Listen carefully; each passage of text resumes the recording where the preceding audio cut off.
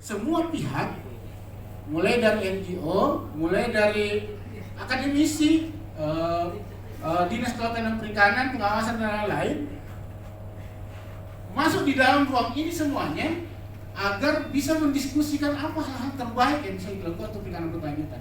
Siapa melakukan apa, regulasi apa yang perlu didorong, dan lain-lain.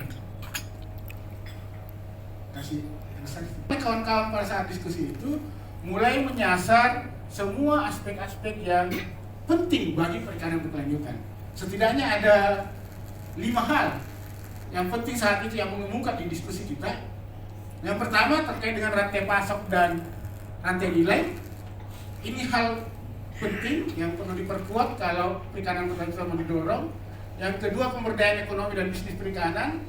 Yang ketiga, tata kelola dan perlindungan dan pengawasan. Yang keempat, penguatan data dan administrasi kenelayanan. Dan yang kelima, sarana dan prasarana penunjang. Hal yang mengemuka dari yang disampaikan oleh hasil pertemuan lingkar penggiat-penggiat NGO perikanan dan kelautan di Sulawesi Selatan beberapa bulan yang lalu. Mungkin next dulu. Ya. Ini di mana kami harap untuk kedepannya kita masih akan bersinergi untuk bagaimana mengelola perikanan tangkap kita, perikanan secara umumnya, sehingga nelayan kita bisa sejahtera seperti dengan nelayan-nelayan alat tangkap pere-pere ini.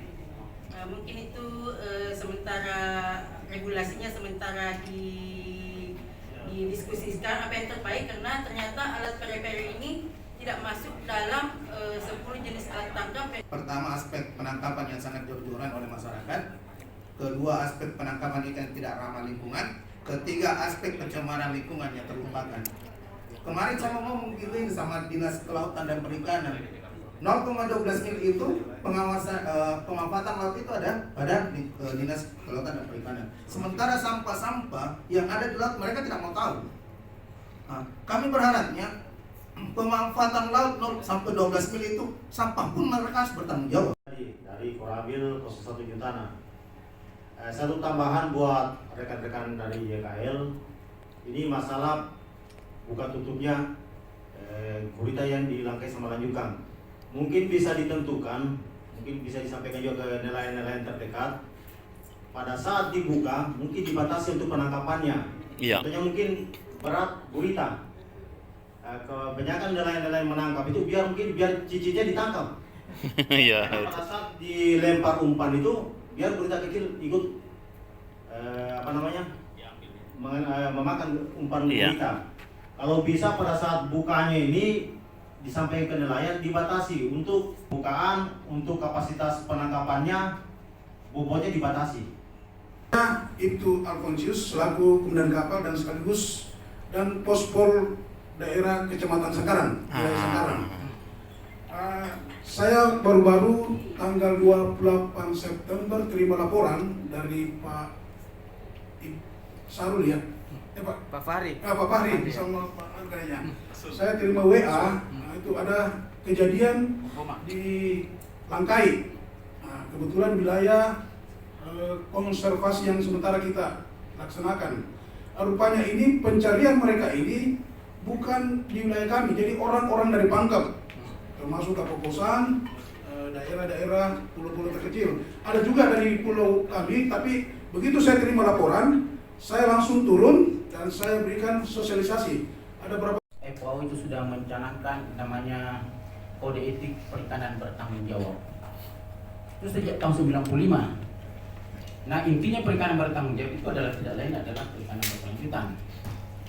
Nah, apa itu perikanan berkelanjutan? Adalah perikanan kita melakukan penangkapan ikan, dan bukan hanya penangkapan dan budidaya, tetapi apa yang dilakukan itu tidak habis. Jadi kalau kita penangkapan, kita mengambil ikan, tapi ikannya tidak habis. Nah, bagaimana caranya supaya itu terjadi? Disitulah perlu jadi masing-masing teman-teman yang menyampaikan tadi. Ini kan perlu ada indikator. Salah satu indikator adalah kita tidak mengambil semua, atau yang diambil itu hanya yang layak ambil atau layak tangkap. Jadi inilah yang perlu dikembangkan di lapangan. Dari sesi ini, yang pertama adalah insight, memberi wawasan. Yang kedua interesting, sangat menarik. Yang satu lagi inspiratif. Dan ini penting ini Bang, saya sekarang persilakan Ibu Bapak sekalian menulis semua catatan-catatan penting yang Bapak sudah saksikan dari masing-masing presenter untuk programnya masing-masing. Nanti Bapak bisa ke setiap poster itu, tempelkan sarannya apa. Dan yang kedua, di mana? Karena tadi nampak sekali misalnya ada yang butuh pendampingan tentang menyusun tata kelola, ada yang butuh pendampingan tentang penegakan hukum atau law enforcement, ada yang butuh pendampingan tentang produk yang diversifikasi atau quality control dari produk dan pasar.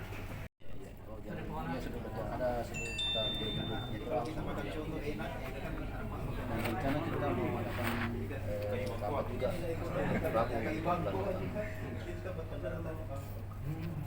usaha peningkatan ekonomi di Pulau. Ada nilai ekonomi tapi tidak berkelanjutan. Ada dampak yang merusak. Yang kita mau diskusikan ini kan usaha perikanan berkelanjutan yang bisa berkelanjutan dari segi aspek ekonomi dan ekologi. Pendekatan kepada masyarakat tentang pentingnya itu yang tadi